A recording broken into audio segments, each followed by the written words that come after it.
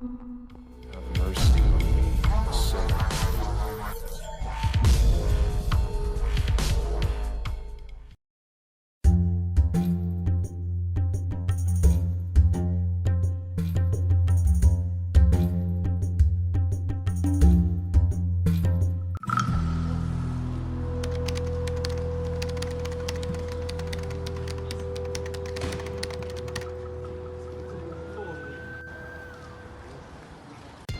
Выяснилось, что упавший автокран XCMG принадлежит подрядной организации ИП Андрюшенко. Предварительная причина падения – ошибка оператора автокрана. Он совершил неправильный маневр стрелой при выполнении работ, вследствие чего произошло опрокидывание. Пострадавших нет.